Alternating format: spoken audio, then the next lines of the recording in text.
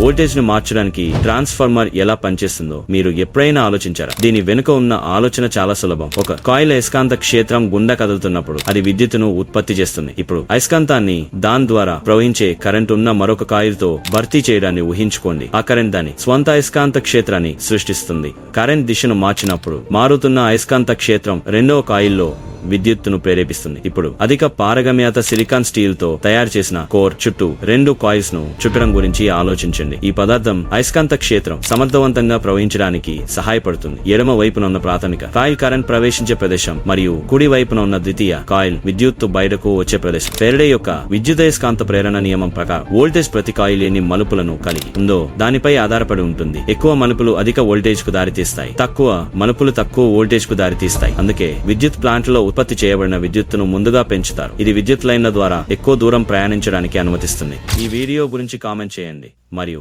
Subscribe చేసుకోండి. Like చేయడం మర్చిపోవద్దు.